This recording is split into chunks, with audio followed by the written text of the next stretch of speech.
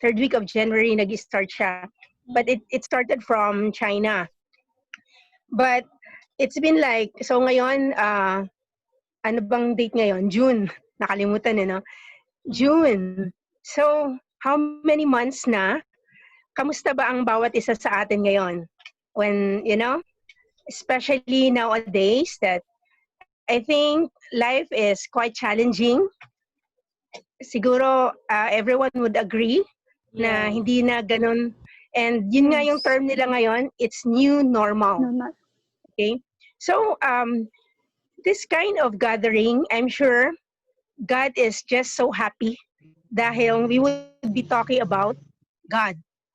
Alam mo yun, yung pinaka-main purpose natin is how we can really encourage one another through, the special way of God. And I'm so convinced that this has been planned long time ago by God. Hindi lang natin alam mo, even ako, I'm caught unaware na I would be sharing even for tonight. When Noreen was just inviting me, I thought I would just listen, someone would just be, and then when Noreen asked me to share, but of course, if it's really for God, I cannot reject. Alam mo yung heart ko is, if it's really for God, I would just do it, because God would be the one to, enable any one of us, as long as it's really for His glory. So I really want to thank, Noreen for just, alam mo yun, yung heart niya to invite me, and not just invite, but at least I could share, a part of what I've been learning. So, I would not actually take this, so long. So, alam natin, the topic for tonight is about Deborah. Okay, but before that, I would like to ask, just one question for us to, just an icebreaker, probably. If, you want to be an animal or a pet or an insect maybe, or any living creature, what do you think that you would like to be? For those okay. Oh, dog. Kasi I love dogs. Dog. Okay. Yeah. Dog. You love dog. Okay. Ako, Faith. Bali, pusa. Kasi feeling ko ang bait ng pusa. Feeling ko mabait din ako. Okay. So there's no wrong or right dito, This is your heart. This is what, your perspective is in terms of, being an animal maybe, or a living creature, if you would be given a chance to choose. Okay, anyone? If you're shy to share, you can just drop probably in the chat room. There's, I don't know if you can they share sa chat room? Can they write? Yeah, Oh, you can write. So you can probably write, write down on the chat room kung ano yung animal. Anyone who wants to share? KB, how about you, KB? Ako, eagle. Yeah. Wow. I can soar high and maanong visibility. Yeah. Wow. Vision Come ko on. is malawak. Tama. Yun. Wow. Okay, Oh, while we're wala. sharing, right, maybe you can introduce your, just your name, because yung iba yata parang hindi siguro yung name na rin. Okay, so eagle for KB. Anyone? If you want to be an animal. Sorry? Meron sa chat, Ate Faye. Chat room. Oh, sa Gusto chat. niya daw Okay, si sorry. Ate Sylvia. Gusto niya daw cola because it's so huggable. Huggable. Oh, okay. So, Sylvia. Hi, Sylvia. Sylvia said she wants to be a koala. Yes. Yeah, yung koala, di ba? Clingy siya. That's Clingy yung right. koala. Yes. Wow. Hi, Marielle. Welcome. Okay, so Jasmine is also dog. Jasmine, sabi ni Jasmine, purest love they bring. Wow. Wow, Marielle wants to be an ant. Kasi Masipag. Masipag at Marami po sa matyaga. aming langgam. Wow. Wow. That's awesome. Ay, si Okay, Senator. anyone who wants to share? Okay, I'm asking if you would be given a chance to choose an animal that you would like to be, what's gonna be, or a living creature. Ano yung pipiliin nyo? Si Ate Nini.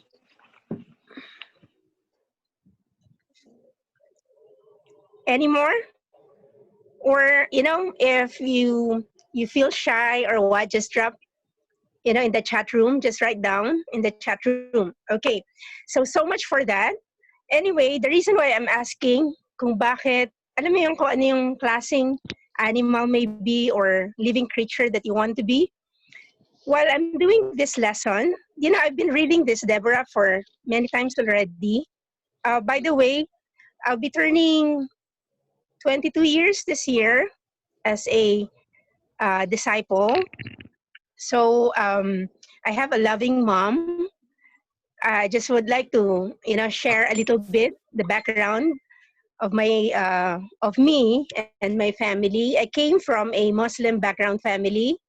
So I've been invited year 1996, but I did not respond immediately. So after 2 years, that's the time that I studied. I really focused on the Bible study. And after 2 weeks, I was able to just, make it. And I decided to just really to be a Christian, to follow Christ. Even though my family was against of it, especially my dad. So, uh, baka magtaka kayo, like, why did I actually, decide to really become a Christian despite of, against ng family ko. It is because yung truth, pag hawak natin yung truth, nothing can stop us. Okay? So, this is actually just a short background. And until now, with the grace of God, I'm still like, faithfully walking with God. And God is just so awesome, so faithful until now. And yun, marami ako napagdaanan na journey na God is the only one who can just really help me, alam mo yun, escape from the different situations or stages in my life. So our topic for tonight is about Deborah. Now the reason, okay, going back with the question that I asked you earlier, kung bakit, alam mo yung living creature, when I did this lesson, I actually really did some research. And do you know the meaning of Deborah? Do you know anyone here who knows the meaning of the name Deborah? Actually, ang pronunciation niya is Deborah. As in like short, alam mo yun, Deborah. But anyone here who knows the meaning of Deborah?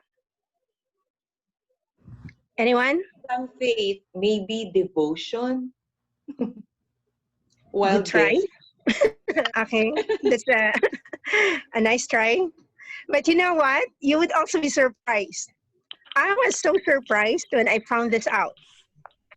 So now, last time, my favorite, what's this? Animal or anything. First is the dog, and then I want to be a dove. Yung dove, parang yung dove kasi parang napaka-tame, napaka-peaceful, and bringing peace. Like, alam mo yun? Tas parang ano lang siya, carefree. Parang ganun yung dating sa akin na napaka-pure. So now, when I was doing this lesson, I found out that the name Deborah, meaning niya is bee. You know a bee? Yeah, Queen Bee. Honey bee. Okay, so actually, okay. And a bee, if you would know kung ano yung mga characteristics ng bee, price. Kung bakit nga naman natawag si Deborah or parang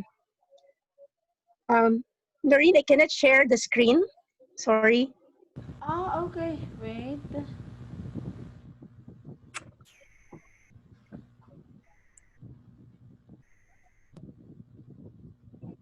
Di ba ma-share ang screen mo?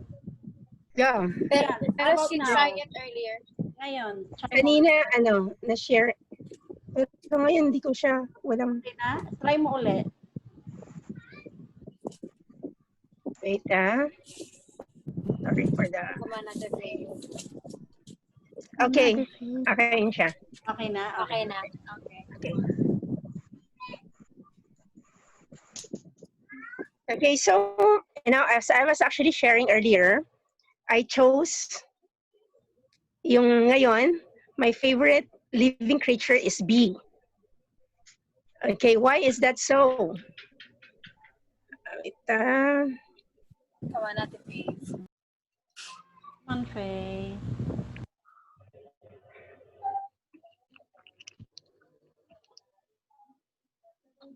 okay, so this is the bee, right? Lahat naman tayo, kilala natin kung ano yung bee, di ba? But who among you who found out just now na ang meaning ng name na Deborah is bee? Does anyone know already earlier na ang name na Deborah, right? It means bee. Yeah. B. Bago mag-letter CB. Oh, Jenny said bago mag-letter C, it's B. Yeah. Okay. Anyway, so on, the Jen. characteristics of the bee. Okay, I'll give you some characteristics of the bee. First, honeybees are super important pollinators for flowers, fruits, and vegetables. So, which means that they help other plants grow. Alam mo yun, napaka selfless nila. They help other plants to grow. This is one of the characteristics ng bee. And then second, ang bee daw is, they actually produce honey as food stores for the hive during winter. Pero di ba yung tayo, we consume honeybee. Tama? Yeah. Lahat naman tayo, di ba, Yes. nagko-consume tayo ng honeybee. So, imagine, they would actually produce 2 to 3 times more honey. Dahil sila nangailangan na rin, but they still can produce more for the people. Which means na hindi lang para sa kanilang sarili. Di ba? That's how honeybee, that's how bee, the heart is. And then another characteristics is, yung honeybee, if you don't know how they would, they have 170 odorant receptors. Alam mo yung receptors? Imagine 170 odorant receptors, which means that they have one serious sense of smell. So pagka nakakaamoy ka ng, alam mo yung malakas yung pang-amoy mo, for whatever reason, di ba? Which means that, you have a very sensitive, somehow, sensitive ka na bagay. Alam mo, you can sense something. And then another thing is, they lay eggs, 2,500 eggs a day. Wow. Wow! Imagine 2,500 eggs a day. Yun yung, sila yung parang pinaka-busiest na siguro na living creature na ang alam ko. Easiest. Jollibee. And, Jollibee, yeah. And last thing is, they waggle dance. Grabe, great dancer pala ang bee, So, nagwa-waggle dance sila during, alam mo yun, pag nag-ano sila they're so brilliant in this waggle dance kasi parang ito yung ginagawa nila for the direction of the food source. So pag nagta-transfer sila from one pollen to another, alam mo yun, waggle dance yung ginagawa nila. Alam mo yun? So figure 8 pa nga ang figure na ginagawa nila. So anyway, going back, so with this characteristics ng bee, no wonder for Deborah, right? So, lahat ba tayo nakabasa ng Deborah, the Judges 4 to 5? 4? Yes. Chapter 4 and 5? Yeah. Okay. Ako, I'm sorry, hindi ako nakabasa. Okay, no problem. Sorry. So basically, okay, let's actually just go to Judges 4 muna. Let's just Okay. tackle the whole thing. So my topic for tonight,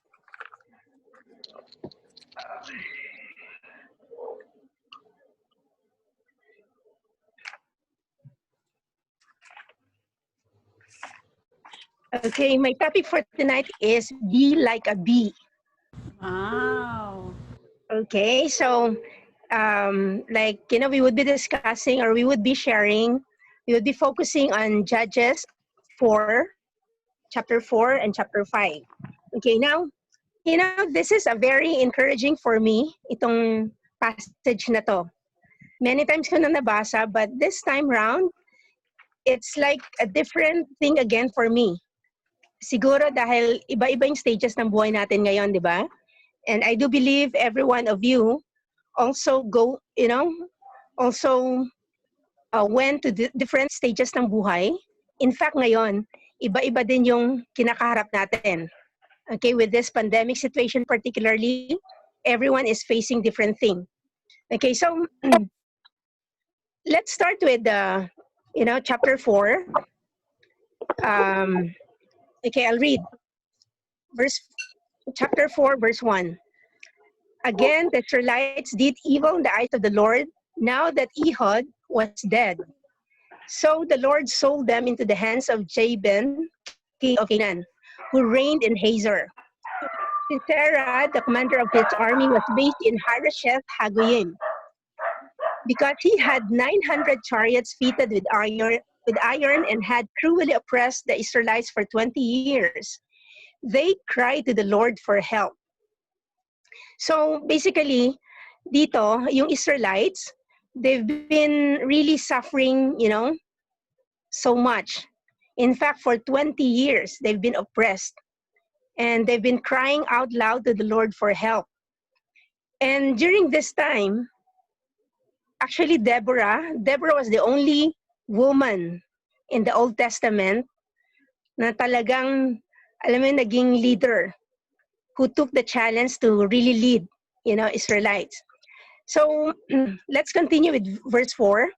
Now Deborah, a prophet, the wife of Lapidoth, was leading Israel at that time. She held court under the palm of Deborah between Ramah and Bethel in the hill country of Ephraim. And the Israelites went up to her to have their disputes decided. She sent for Barak, son of Abinom, from Kedesh in Naphtali, and said to him, "The Lord, the God of Israel, commands you, go, take with you 10,000 men of Naphtali and Zebulun, and lead them up to Mount Tabor. I will lead Sisera, the commander of Jabin's army, with his chariots and his troops to the Kishon River, and give him into your hands." Barak said to her, "If you go with me, I will go. But if you don't go with me, I won't go." "Certainly I will go with you," said Deborah. "But because of the course you are taking, the honor will not be yours. For the Lord will deliver Sisera into the hands of a woman." So Deborah went Barak to Kedesh.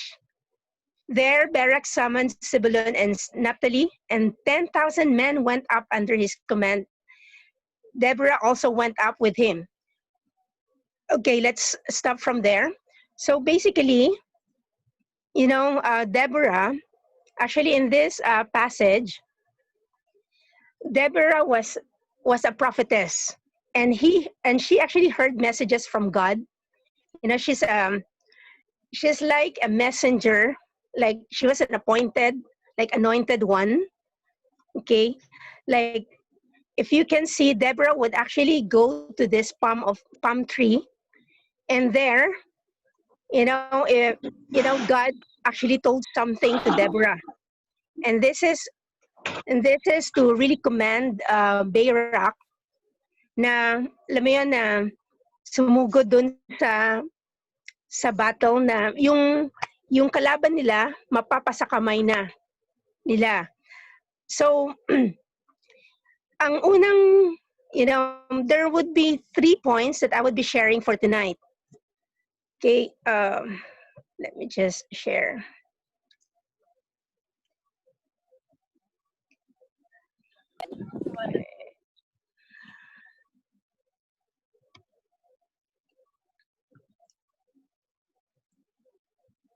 Monfay. Okay, so first point that I would be actually sharing, Deborah is actually bold, you know. One of the characters ni Deborah, for those like, you know, for those who were able to read back again tong scripture na to, until the, you know, Judges 5, you know, just to summarize, right, yung story na to, actually, Deborah, naka-receive siya ng instruction from God na, alam mo yun, na to command Barak to go for this war dahil ibibigay na, parang this time, God would really work things out in favor of the Israelites. Okay? And at that time, Deborah was judging Israel. So the Israelites had been oppressed for 20 years, right? As I mentioned, by Jabin, king of Hazor. So when Jabin ruled a large, well-fortified city in somewhere in northern Canaan, it is probable that he also led a confederation of Canaan city-states.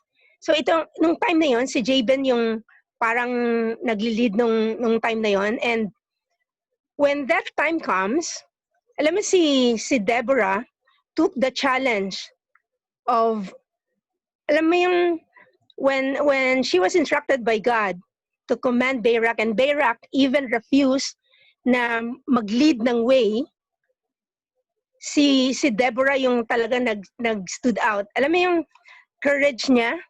In fact, let's go to Judges 5. If you're actually, you know, holding a Bible right now. Mhm. Okay, in Judges 5, verse 7, it says there, villagers in Israel would not fight. They held back until I, Deborah, arose. Until I arose, a mother in Israel. Itong Judges 5 na to, when they actually finally took, you know, parang nanalo sila dun sa battle na yon, they had, this is a song actually. The Judges 5 is a song after they won the battle.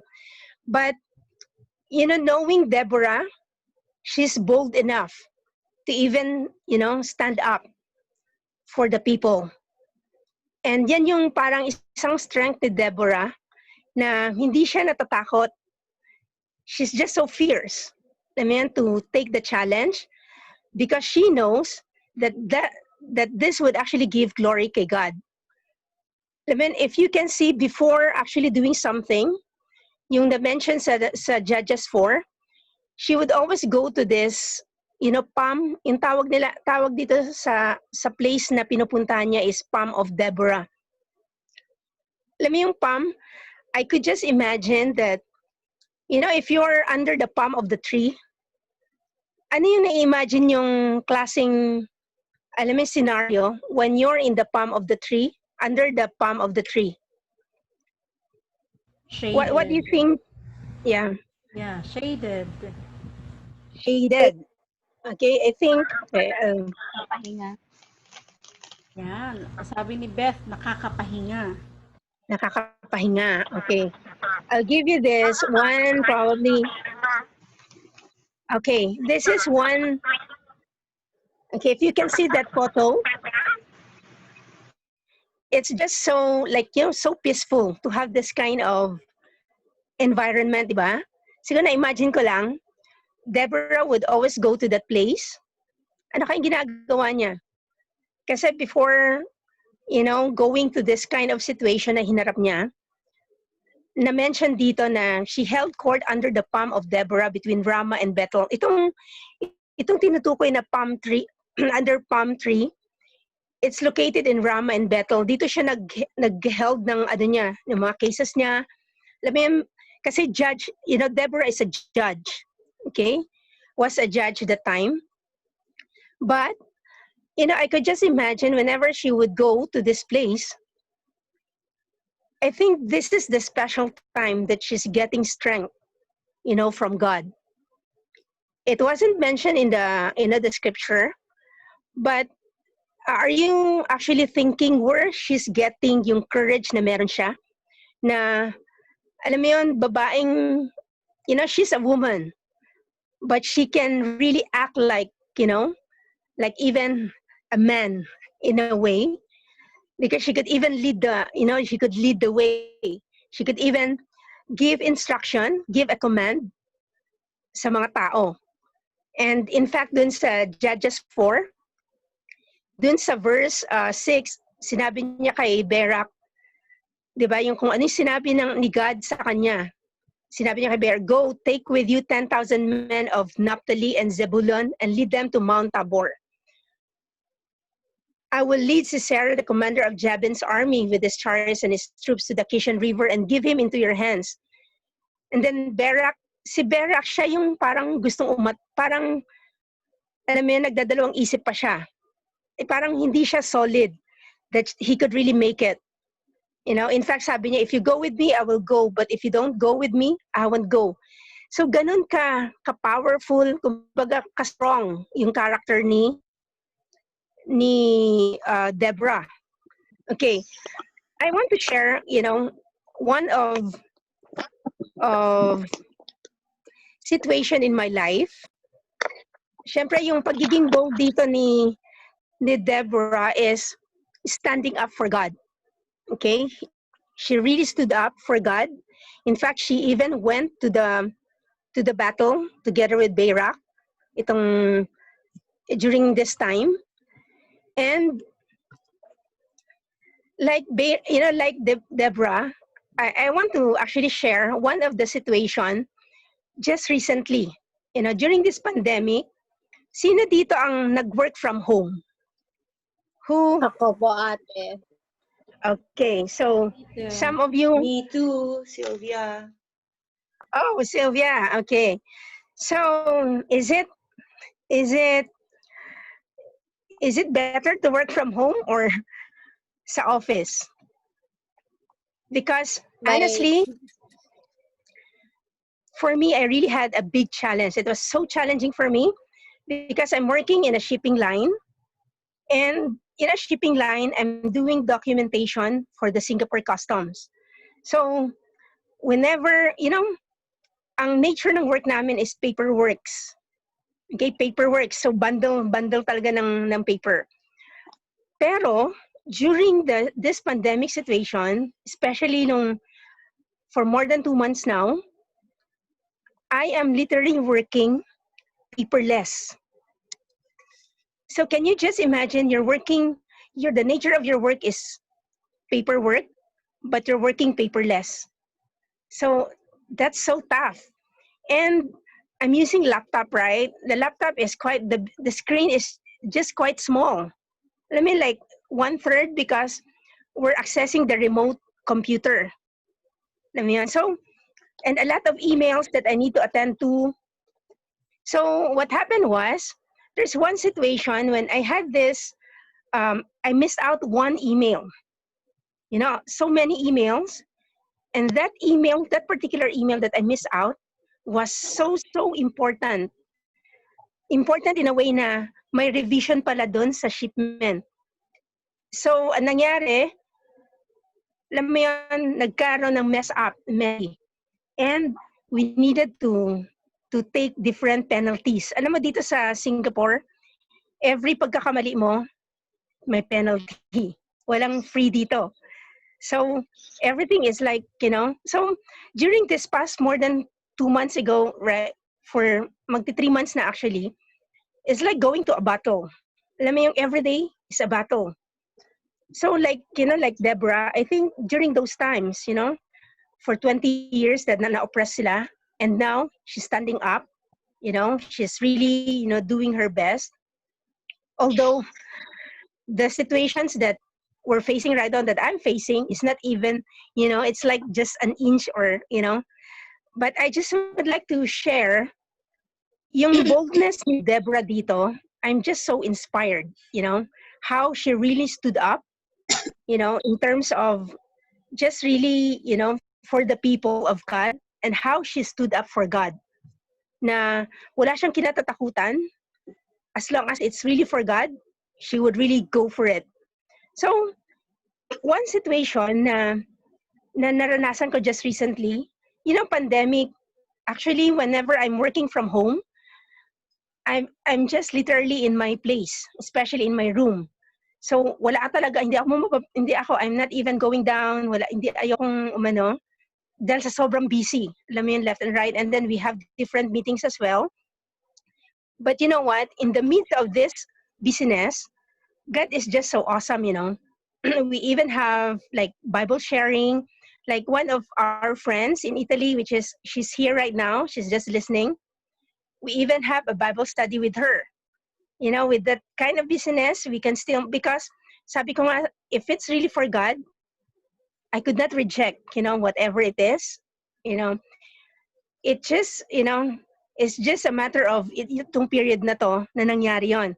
So what happened was, nung sa job, na-miss out ko yung email na yon.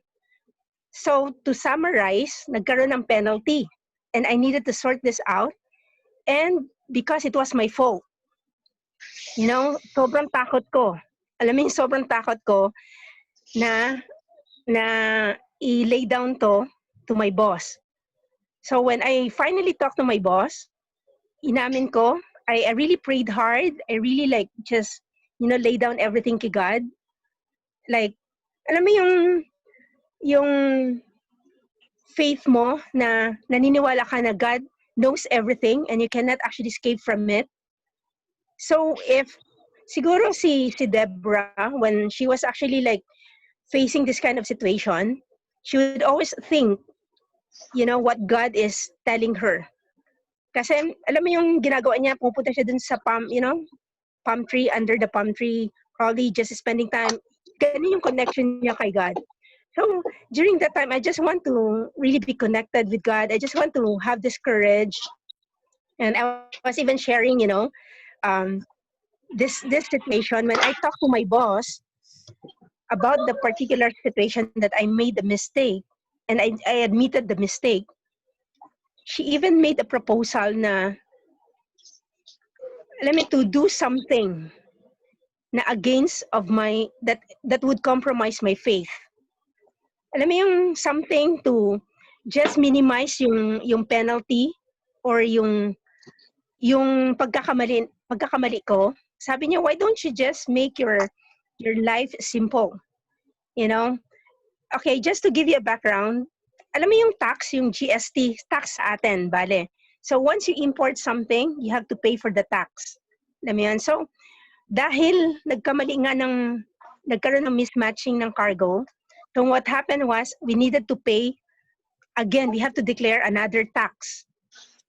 So, sabi ng boss ko, this is a second time. So anyway, you can just, alam mo yun, change the figure, because this is the second time around that you would be paying on behalf of the customer. So, parang, nakita niyo yung scenario, we already paid. In fact, it's like, sobra na ng bayad yon, kumbaga, di ba? But the thing is, for me, my conscience would tell me, God, the Holy Spirit is telling me that it is not the right thing to do. Dahil, I need to change something on the documents, right? And it's like, falsifying in somehow. But my boss kept on telling me, can you just be flexible enough to actually do it? Anyway, this is the second time that we would be paying. The government already took, something. But I still stood up. I told my boss, I would take the consequence, which means that if I needed to pay, I'm willing to pay. Okay, because this is my fault. I missed out the email. It wasn't the fault of the customer. So my boss kept on telling me, why you cannot just give way? This is just once in a blue moon. Okay, once in a blue moon. Yun yung laging sinasabi niya. Pero nag-insist pa rin ako. She feels like, I rejected totally yung proposal niya. I totally rejected, or I did not respect somehow. This is how she felt at first. So anyway, I told her, I'm really so sorry, but I cannot do it. If, I needed to pay, I'm willing to pay. Actually, it's a big amount. But I told her, kung kailangan i-staggered yung payment, I'm willing to just take it because it's my consequence. The following day, so that day I was just so down. So my first point is about boldness, right? Do you know that for you to be bold, like Deborah, to stand up for God, it takes courage. It takes getting strength from God. Like, it's not easy. In fact, parang hindi ako makatulog noon dahil parang alam na nandun yung sinasabi ng boss ko na you're not flexible enough, you're not, lahat na ng negativity. Siguro, with the case of Deborah, marami ding against sa kanya. Kasi una-una, babae siya, she's a woman. And there's a lot of men out there, ng mga Israelites din. Probably ang daming mga voices na naririnig din siya. But she stood up. So, that time, the reason why, itong friend of mine from Italy, we've been sharing a lot of things, during prayer time din namin. Then I would also share this. And, what's so encouraging is she even told me that God is with you. God is with you, and for sure what you're doing is right thing before God. In just a right time, God would send someone, to somehow boost you or push you, or somehow, di ba tayo mga tao, sinful, it's not sinful nature, but it's tendency ng tao natin is may confirmation from someone that if, are you doing this or what? So in the end, when I personally talked to my boss, I really prayed hard because parang nagkaroon na kami ng gap. Okay, I really want to share this, sisters, because this really, like one of the situation where I am just so super grateful to God how He really make things, made ways in a way that He rescued me. So what happened was when I finally the following day I met up with my boss, and then I initiated a talk. So my boss told me, I told her I'm really so sorry that I needed to go with my my plan to still declare at my cost. Alam niyo kung ano yung sabi niya? I feel embarrassed to let you do it. I apologize. Nag-apologize siya in a way, alam mo yun na kung bakit niya pinapagawa sa akin yon. So, on the other hand, actually I was tempted to even do, alam mo yun because this is the second time around, I could do it if, I really wanted to, but it's not right to do before God. Many years ago, alam niyo yung meaning ng WWJD, right? What would Jesus do? Okay, I've been holding that principle. If I would be trapped in any situation, I have to think WWJD. What would Jesus do in that situation? So in that way, I would be grounded. So the boldness of Deborah. Well, actually, going back with this lesson, right? I was just super encouraged that in that moment, I did not give way to the voice of Satan. Okay, like somehow I took courage to even be against of my boss. Okay, in fact, I could actually have this kind of relationship, like alam mo yung feeling na may gap kayo, and it's so hard to work hand in hand. If imagine mo yung boss ko, immediate boss ko, yung manager, I'm working hand in hand with her. So if somehow may ganitong klaseng feelings, it would be double effort for me sa work, sa working situation. I don't know if you can relate, for those working, every one of us working, right? If you have someone that you're not in a harmonious relationship, it's really so hard, right? So in the end, do you know that she told me na the company, don't worry, I just want you to move on. Let's sort things out and finish everything and move on. Alam mo, nung narinig ko yon, it was a big relief for me. So why I'm actually sharing this? Si God, you know, if God can really see na talagang willing ka to do His will, kahit gaano kahirap siya. Kasi nung time na yon, hindi ko alam kung anong gagawin ko. Alam mo, I was just crying, you know, and I was even sharing, you know, dun sa mga friends ko. And even particularly itong friend ko itong from Italy, I was sharing to her. So I was just so blown away when my boss was, you know, telling that statement and assuring me that no matter what, she would be, you know, she would be there to back me up. So it's really a big relief. Pero on the other hand, kung ginawa ko yung negative, I mean the other way around na pinopropose niya, probably I would be expelled out from Singapore.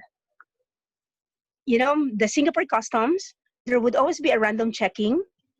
And if somehow the documents, they check na hindi siya tama, alam mo, hindi siya yung totoong document, I would be expelled out from Singapore.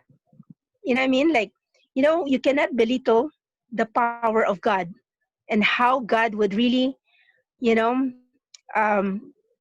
give you a lesson in a way dahil ganun tayo kamahal ni God. Gusto niya na nandun tayo sa pinaka, alam mo yun, sa path na gusto niyang mangyari, sa path niya. And true enough, you know, I'm so happy. It was just like, you know, last week only. This was only last week. Actually, in fact, itong week lang to na sort out. So, ang question ko ngayon is, you know, are we bold enough to stand up for God? How are we right now, you know, in really standing up for God, in standing up for our righteousness, in standing up of what is right before God? So, like Deborah, hindi niya binother yung mga taong sa paligid niya. Imagine mo, if you would be going into a battle, right?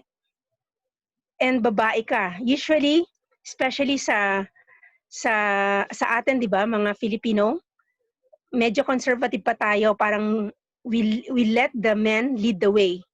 'Di ba? But Deborah was just so bold enough. In fact, yung sa Judges 5, 'di ba? I arose. Parang alam mo 'yun, parang go. Alam mo yung ano niya, talagang yung fighting spirit niya to really go. So, that is one character that I really admired, you know, about Deborah. And always remember, you know, Deborah is a B. You know, B is, nakita natin yung mga characteristics ng B, di ba? So, second thing that I learned, you know, about Deborah is, Deborah is enduring. Okay. So, I just want to share. Okay. Come on, Faith. This is awesome. Okay.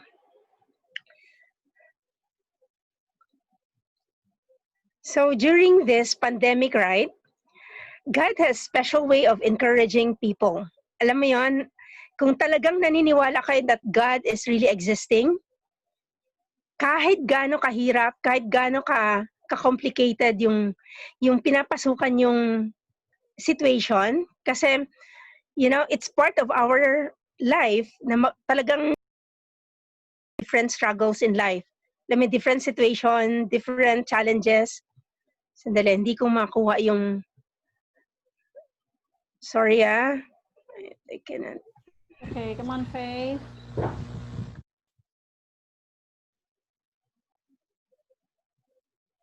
Okay.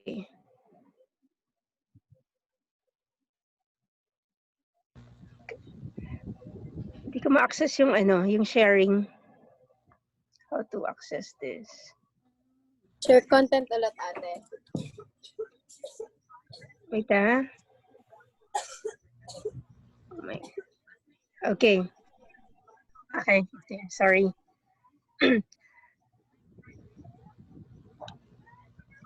All right, my second point for tonight is enduring. You know, Deborah has this character of really, she can endure. Imagine, she was a judge, right? And a lot of cases in Israel, those times, maraming mga cases, mga disputes na inililay down doon sa kanya dahil nga she was a judge.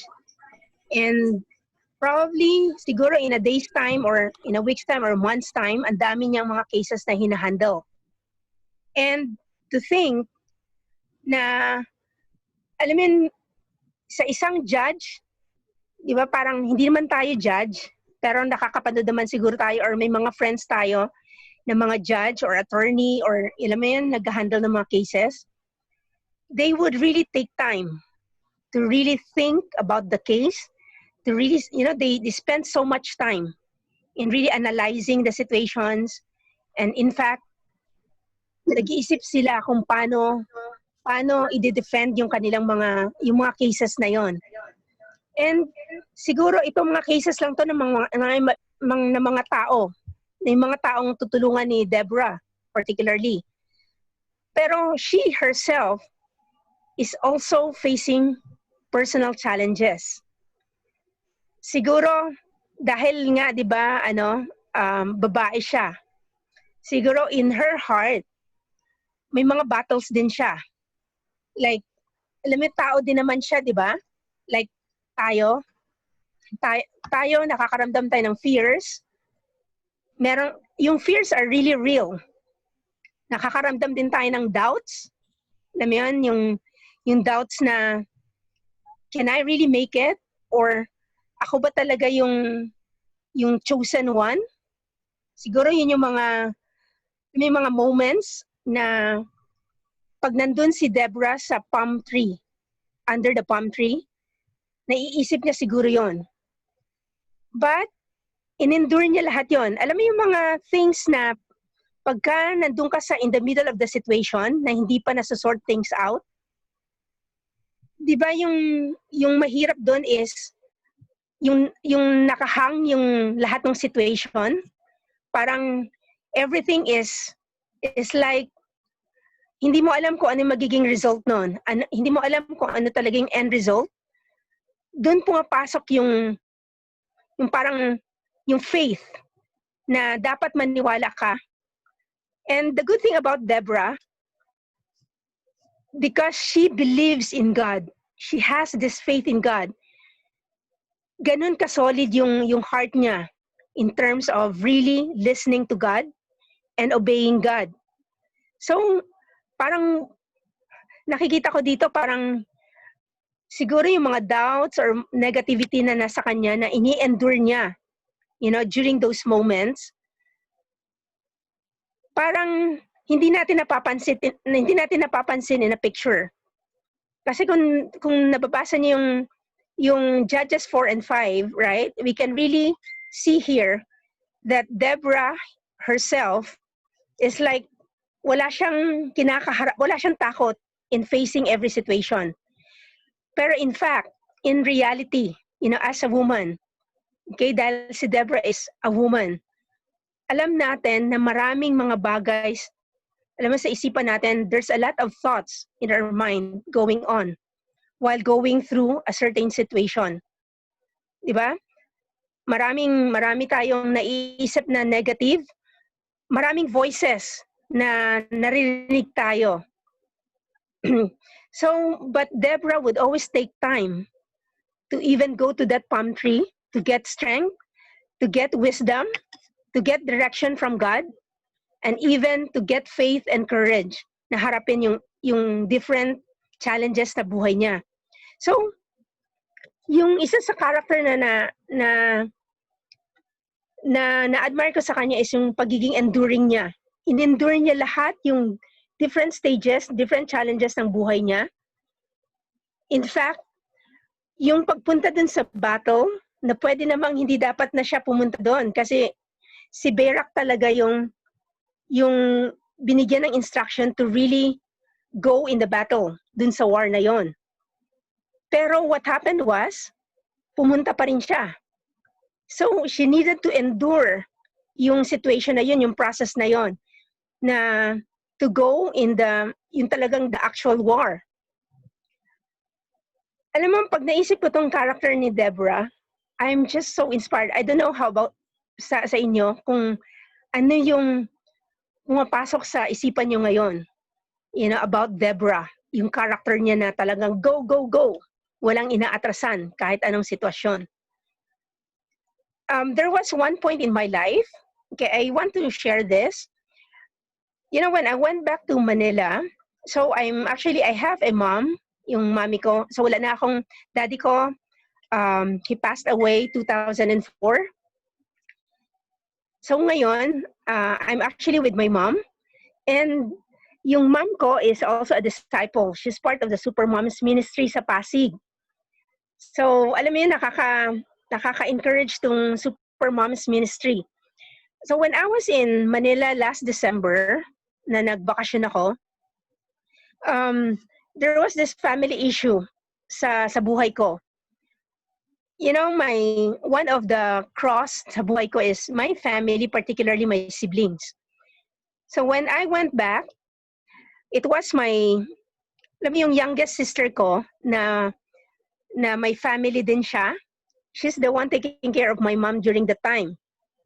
And siguro, ang gusto kasi nilang mangyari is they wanted me to go back there at personally mag-take care kay mami. Pero parang it's so impossible for now sa situation ko dahil I have, certain commitments in providing, especially for my mom. And meron din akong, alam mo yun, na even monthly for yung place na pre-provide ko for my family na sa Pasig din located. So hindi siya parang I sought a different advice kung bang practical ba na umuwi ako doon. Actually, I'm willing to even sacrifice na, okay, mag-start ako from scratch. Alam mo yun? I was even considering Iloilo, to go back to Iloilo. Alam mo yun? Because when I was in a mission the other time, I'm just so inspired seeing the disciples there. I was even considering na daling ko yung mami ko doon. Alam mo, maraming thoughts na pumapasok sa mind ko. But when I sought an advice, the advice was, it's not practical. You just have to do your best, while I'm here, and let God do the rest. Kasi yung mga kapatid ko, they're actually against of me and my mom being part of this church somehow. Parang, alam mo yung persecution in a way, hindi siya ganun kadali to just really, alam mo yun, sinishare namin, particularly with my siblings, but somehow, they're just like, they're not, they don't have the heart, they cannot see, they cannot even feel as of this time. So parang close-minded yung in terms of this Christianity. So what happened was, last December, first week of December, I received a call from my sister and she was telling me na, okay, can you go back now? We would be moving out. Imagine mag-move out daw sila dun sa house, dun sa Pasig. They would go back dun sa place nila. Which means that my mom would be left behind. So, alam mo yun, parang nagpanic ako for a while. But I alam mo, lay down to God everything. And then I even asked, prayers from different sisters. And I even had, different prayer times with other sisters as well. So I told my sister, okay, you can, it's okay, I understand. Siguro, alam mo yun, she has her own family. So she just wanted to handle yung family niya. Yung may kids kasi siya, may one-year-old baby siya nung time na yon. So nung time na yon, I asked her if, alam mo yun, to wait for me. Dahil yung naka-schedule na leave ko is last week ng December. So to sum up, nung pag-uwi ko, naka-ready na, nakapack na yung mga gamit nila. And they move out, really. Ang naiwan is ako na lang. So, New Year's time, ako lang at saka yung mother ko. And then, some of the few sisters, especially nung naka-invite sa akin, spent time, talagang took time to be with me nung time na yon. But, the worst thing, when I woke up, so last na naghakot sila is, that was 30. 31st is yung mag-New Year na, di ba? Alam nyo bang pagkagising ko, wala lahat yung gamit.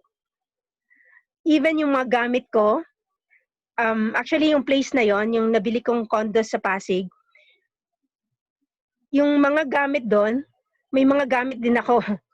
Pero what happened was, dahil gusto nilang, I don't know, what's really in their mind, probably gusto nilang parang mahirapan na ako in a way para tuluyang bumalik na, alam mo yun, to be permanently be there, to be with my mom, para makita nila na, alam mo yun, ang hirap to take care of mommy. By the way, my mom will be turning 80 years old this year. So, walang mga gamit, even kutsilyo. Okay, sisters, I'm sharing this because I want you to really see how God works things out. Alam mo yung kahit gaano ka-down moments ng isang tao. And I could remember nung panahon na yon, yung oras na yon, I was just crying. Alam mo yung wala akong magamit na kutsilyo, walang kutsara, walang tinidor. Tapos lahat ng, and parang naisip ko, gamit ko rin yun na. Gamit ko, actually, I invested those things. Parang, alam mo yung parang, this is my family. If there's siguro tao na tutulong sa'yo, na pwede mong takbuhan ng tulong, yung family mo, right? Pero it's another way around. Okay? So I was just like, alam mo yung, I was really in my very down moment. I was just crying, alam mo yung, iyak ako ng iyak, and I told God, this is it. Alam mo yun, I surrendered. Alam mo yung feeling na, surrender, alam mo yung, tapos nakatingin ako kay mommy. Si mami, ayokong umiyak in front of my mom. You know, my weakest part sa buhay ko is when I can see a mother crying. Ever since, whenever I can see a mother, any mother who's crying, it really breaks my heart. So, ayokong hanggat maaari, gusto ko masaya lang yung mother ko. Pero nung moment na yon, I was just really, alam mo yun yung, talaga alam mo yung restless na gusto ko na talagang okay. Gusto ko nang sumurrender. Pero, inisip ko si God, sabi ko, God, I surrendered before you. Alam mo yung oras mo na, alam mo yun, you take charge. Ikaw na mag-take over. Dahil hindi ko na siya, wala na, alam mo yung, parang, I cannot do anything. I don't know kung dumating sa buhay niyo yon, sisters, na parang wala kang, alam mo yung, gusto mong gumawa ng something pero wala ka ng kakayanan. I felt that way. Totally hopeless, totally helpless, as in. So I've been like, can't even SMS, but I really tried SMSing those like, special people sa buhay ko. So nung time na yon, what happened was, I even SMS like, baka may spare kayong kutsilyo. To the point na gano'n, alam, may spare ba kayong kutsilyo? Parang gano'n. Alam mo, kala nila, mapurula yung kutsilyo or anything. So,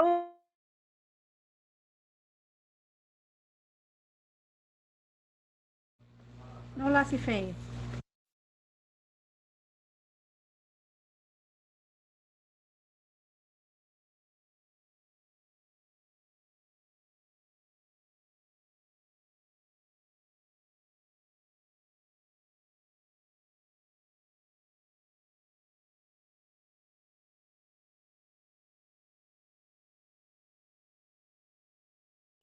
nagtutulong sa ibang plants to grow. So, Deborah needs to stand up, yung sa ganong pangalan niya. Parang ganon ba? So, sa akin is like, nawala man lahat, alam mo yun, ng bagay sa akin, pero I have God. Alam mo yun, si God yung naiiwan sa akin. And, you know, sisters, now you're listening, you're taking time to even be part of this group. You're even sparing itong time na to. Alam mo yon, how much more si God? You know, God is so much appreciative ng anything.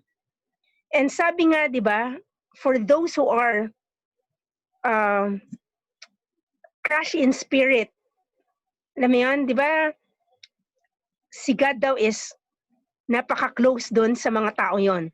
God is just so close with those broken-hearted, those crushed in spirit, right? And nung moment na yun, I could really feel that I was totally crushed. Alam mo yung spirit ko was talagang, alam mo, totally crushed. And I just actually lay down everything kay God.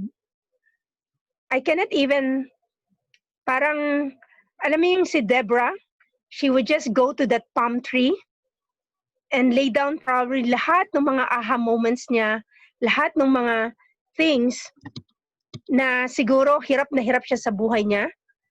Pero yun yung mga moments where God would just actually speak, would just actually hold you up. Sabi nga, di ba, in Psalms 34:18, the Lord is close to the brokenhearted and saves those who are crushed in spirit. So, alam mo, this is the word of God. And if you truly believe that God is really close to the brokenhearted, to those who are crushed in spirit, alam mo, sisters, God would always make a way na talagang you would really endure the different challenges in life. So, when I was having that kind of moment, so that was 31st, and then January 1st, wala pa rin, alam mo, wala pa akong nahanap na helper, wala pang katulong nung time na yon for mommy na mag-look after kay mommy ko. And then 2nd of January, you know, there's one sister, our church sister in Pasig, si Flor Galicia, na alam mo yung nag-text sa akin, na sabi niya, I cannot actually connect with your nephew. Yung nephew, kasi yung nephew ko, yung naghahatid kay mami dati. Yun pala, meron daw siyang kapitbahay na merong bagong kotse para ihatid na lang si mami instead of Grab. Kasi mahirap mag-book ng Grab, right? So, nung time na yon, I told her, okay, can I actually spend time with you? Kaya lang hindi ako makalabas ng bahay because it's only me and my mom and mommy. Malapit ka ba dito? Do you know, sisters, God really so gracious, so merciful, and He has a special way of really making things possible. So, you know, biglang dumating ka agad yon in 1 hour time. Pumunta siya sa bahay and we're able to just share.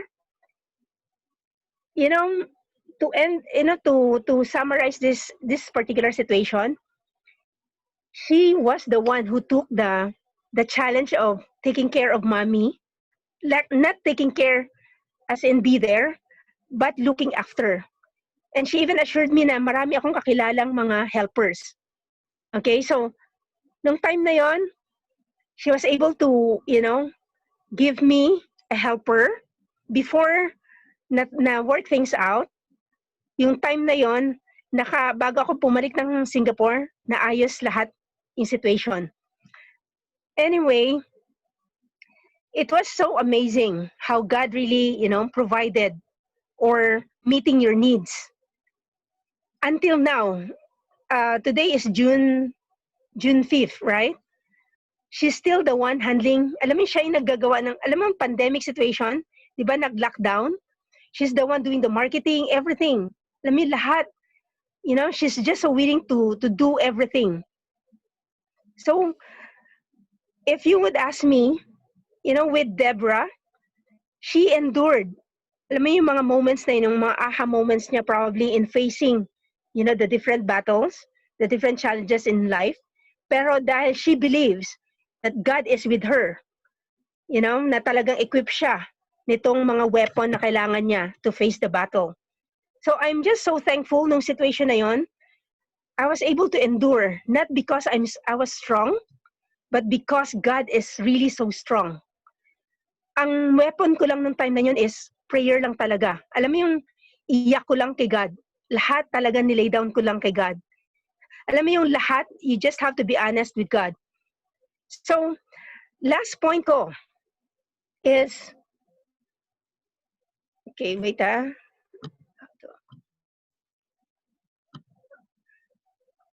Come on, Ate Faith.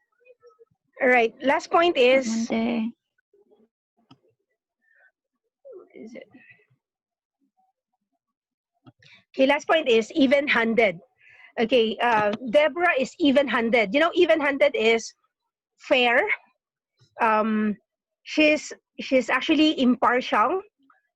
Alam mo, in the scripture, pag nakita mo dito sa Judges 4, okay, let's go to Judges.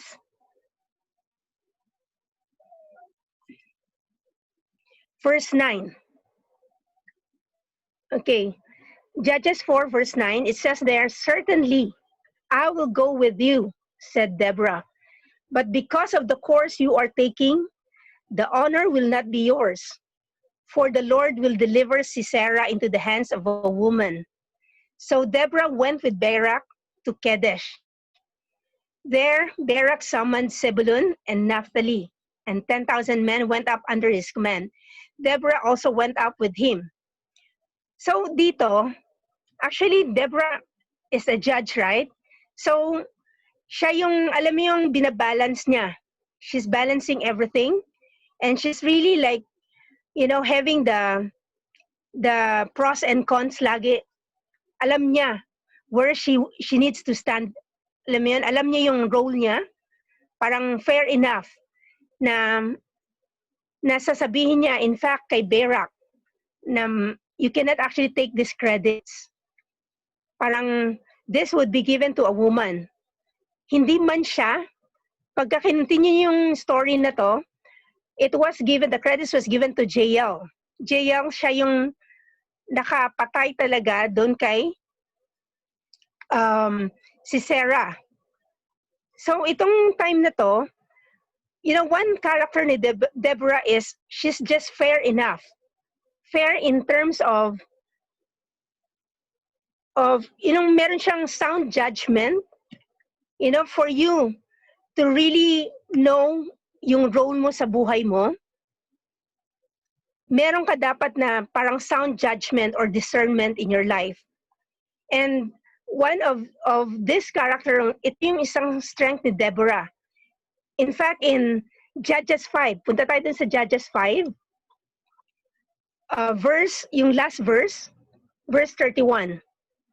It says there, "So may all your enemies perish, Lord, but may all who love you be like the sun, when it rises in its strength." Then the land had peace 40 years. You know, dito, itong statement ni Deborah, this is a song, right? Sabi ni Deborah dito, "So may all your enemies perish, Lord." Alam mo yung stand niya, parang she's just so even-handed. Na ang alam niya, pagka yung enemies ni God, it would just perish. If you love God, yung those who love God, be like the sun when it rises in its strength. So meron siyang, alam mo yun, meron siyang fairness. Alam niya yung fairness in life. Ibig sabihin, she has a very sound judgment, a very sound discernment in life. And ito yung isa yung sa character na kailangan natin sa buhay natin. Especially as women, na minsan, umiiba-iba yung ating, alam mo yung decision natin, yung mga plans in life, yung mga, alam mo yun, yung stand natin in life, minsan naiiba yon. Iba-iba tayo. We don't have this, firmness in terms of making decisions or making, alam mo yun, stand sa buhay natin. But Deborah has this kind of character, even-handed. Alam mo yung alam niya kung saan siya lulugar. Like in this situation, right? Although siya yung binigyan ng instruction, pwede niyang sabihin, ako yung binigyan ng instruction ni God. She could have take credits on it. Pero she knows where to stand. Alam mo yan, ang number one na talaga umiiral dito for me is yung connection niya kay God. If you would search yung palm tree na sinasabi dito sa scripture na to, ito yung place na I could consider na refuge place ni Deborah. Sisters, we need a refuge place. We need a place where we can take rest. Where we can really hear God's voice na sinasabi niya, be still and know that I am God. Alam mo yung be still and know that He is God, that He is powerful, that He is in control, that He knows what's going on in everyone's life, that He knows anong gino-go through ko. And in fact, this pandemic situation, it was so challenging, but I really did enjoy the journey. I am enjoying the journey. I gained, a new friend. Ano yung na best friend ko na ngayon? And she's there, she's listening. I don't she's working right now, but she's listening there. And I'm super grateful that, I can connect. She can even connect with my family. When I was sharing about my family also with her, she can just she's the eldest, sa siblings nila. So, God has a special way of really encouraging everyone, of encouraging me. We just have to trust Him. Alam mo yung faith na kailangan natin? Kung naniniwala kayo na talagang God is really existing, God is real, you have to believe na whatever situations that you're facing right now, God can make things way out. Kung ako, nalagpasan ko yon, na hindi ko man lang, alam mo yung hindi ako makapaniwalang I could just be bold, to stand up dun even sa boss ko, na until now, na parang I'm enjoying yung moments na yon. Parang tinatawanan ko na lang ngayon. But those moments, nung time na action na yon, hindi ako makatawa ng ganito. Hindi ko, alam mo yung sumisilab yung puwet ko dahil sa fear. And then, yung enduring moments, alam mo yung mga moments na kaya ko ba, alam mo yung waiting kasi, yung pinakamahirap kasi yung waiting moments natin. Are you able to endure? Yung mga moments na kinakaharap natin, whatever it is, probably sa mga singles, sa career nyo, probably, I don't know, na parang siguro nakahang ka, whether you would still endure that kind of situation na meron ka, or for those siguro na out of job, hindi ko alam kung may mga na out of job here, na siguro you're enduring right now, what's gonna happen sa buhay mo, the next moment. Maraming mga moments na kailangan nating endure. But sisters, we cannot endure this by ourselves. We have to really rely from God. Ang weapon natin is yung Bible. Maraming promises ni God na nandyan. In fact, a lot of promises that God actually gave us. And we have to really hold on. Alam mo you have to believe even though you're not seeing it. Diba? Kung ikaw, nagtitiwala ka nga sa isang tao. Diba? Minsan meron tayong mga trusted friends. How much more si God? God is in control. God basically, in control not just here on earth but in heaven as well. So ganon ka-powerful si God. And lastly, yun nga yung even-handed. We need to know where we stand before God. Alam mo yung, is it fair enough yung gagawin mo, sa harapan? Ang pinaka-importante is what God would actually tell you. And at the end of it, what God actually, says about you. Hindi importante yung mga negative na narinig mo sa mga tao. So, to wrap this up, okay, be like a bee, a bold woman of God, okay, an enduring woman of God who's willing to endure. The key here is willing to endure, And the third is even-handed. I mean, there's fairness na pinanghawakan, yung sound judgment and discernment. So, with this pandemic situation that we're facing, I hope and pray that everyone, would just really, we just trust God, no matter what, how hard it is, how challenging will it be, because God is just so real. And everyone needs someone to really hold on to, to really hold on to. We have, we have each other. We can always stop one another. If you can find someone that you can really connect to, especially, you can connect God with that person, be thankful, you're so blessed. And God would always, provide or give you that kind of encouraging person. Okay, it's encouraging community. We have this community. Tap that community that you have. You have the small group, you have the church, a lot of things that God has actually blessed us. So, sisters, I just want to thank everyone, for this time that I could just really share a part of, what I'm actually learning and even how God just pulled me through, with every situation. Lahat ng situation na kinakaharap natin, God would actually take that to the next level. But you have to face it squarely. Squarely, not by yourself, but with God alone. So I would actually end this now, and I hope that this sharing that I would actually somehow help you in a way. I don't know, but this the the statement that I would just like to leave is keep the faith, which is I would love this statement that keep the faith in God, because that is the only thing that we have. And the faith that we can have is really having the faith that we have the truth in the Bible, okay, that we can hold on to. And we have God that we can always grab to really help us through. Amen. And to God be the glory. Amen, Faith. Ate Awesome, Faith. Faith.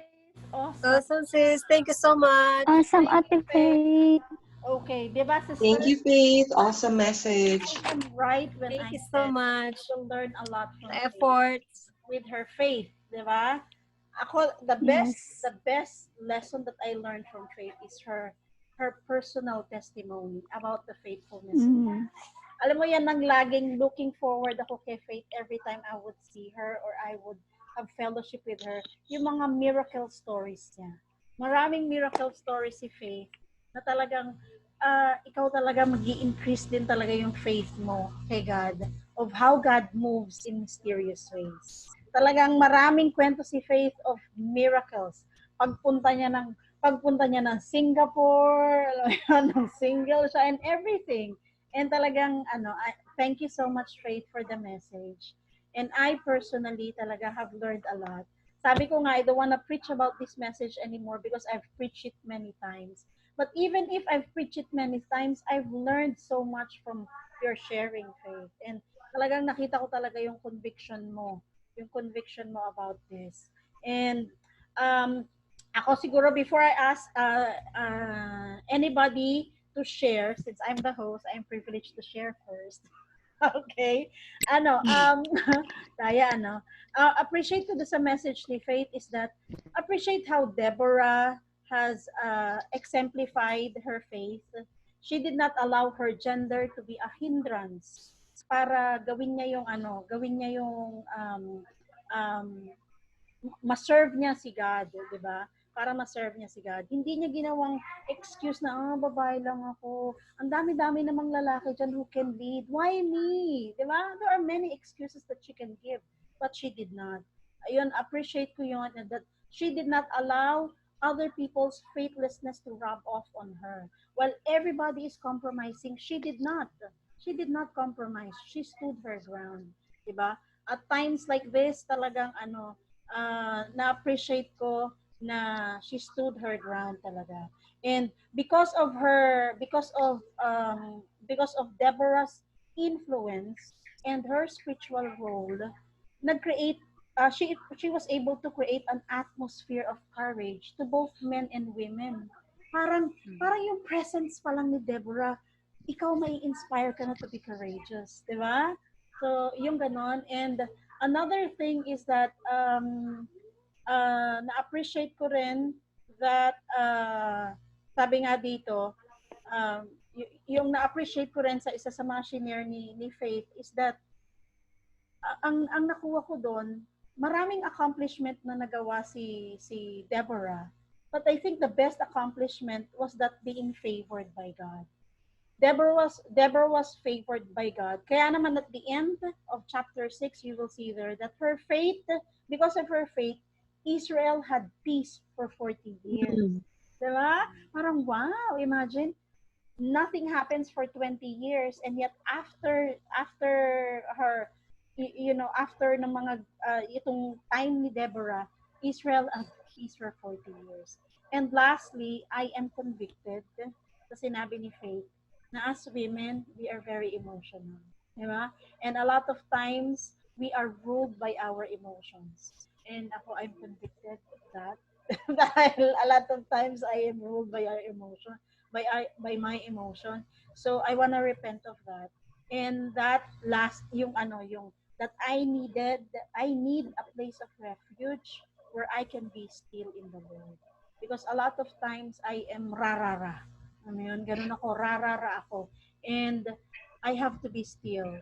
And to be still in the Lord and to trust in Him that He will be the one to guide me. Okay? So, who else wants to share? Okay, anyone can share? You can just... Share po ako. Okay, come on, Mariel. Thank you kay Nel sa invitation po. Thanks. And thank you sa message mo, Ate Faith. Yeah. Napaka-timely po ng message. At ako personally,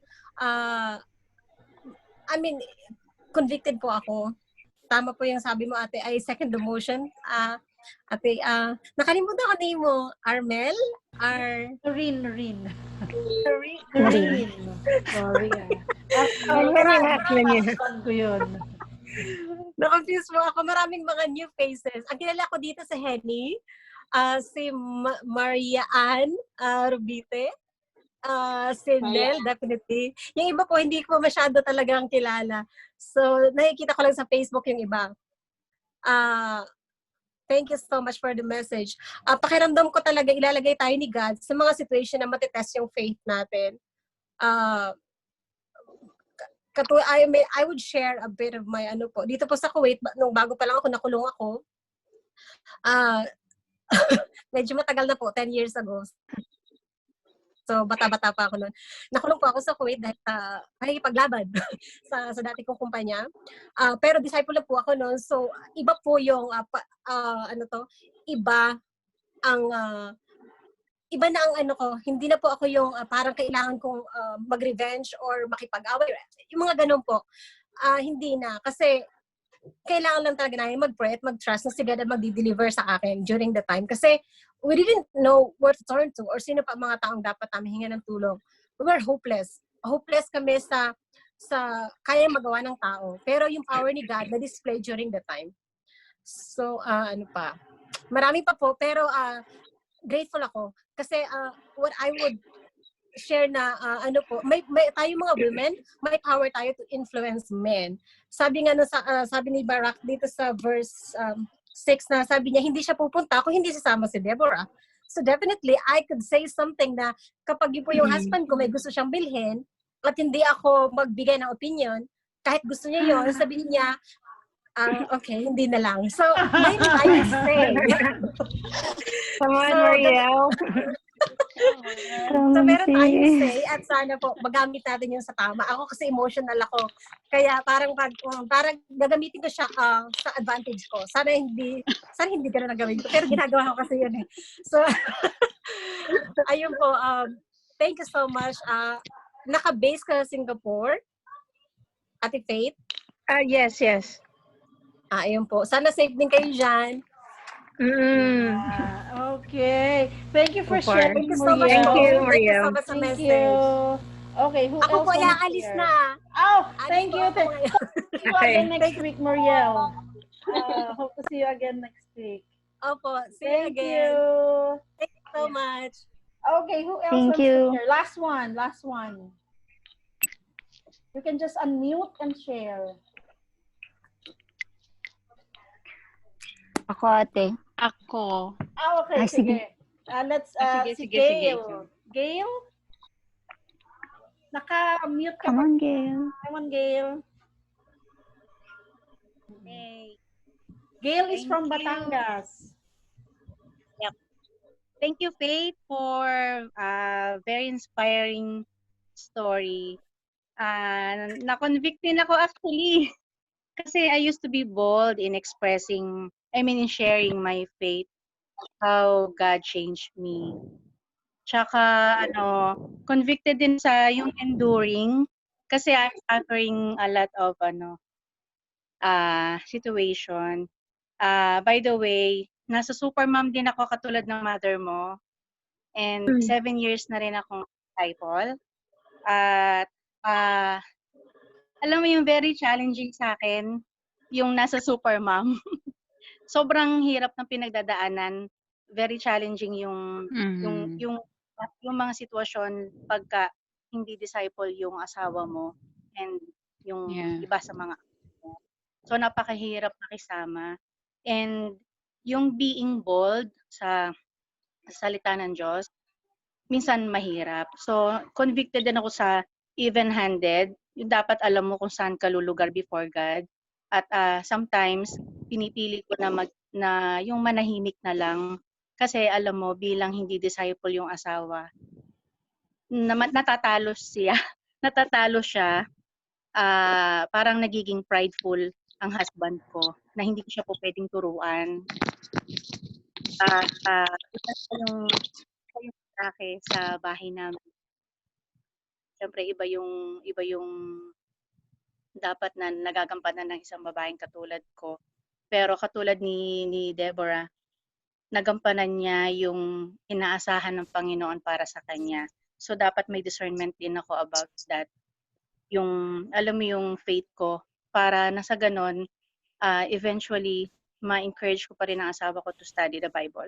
Kasi 3 times na siyang nag-Bible na hindi matutuloy. After ng sin-study, hindi na ulit yung nauulit. So, sa mga story mo,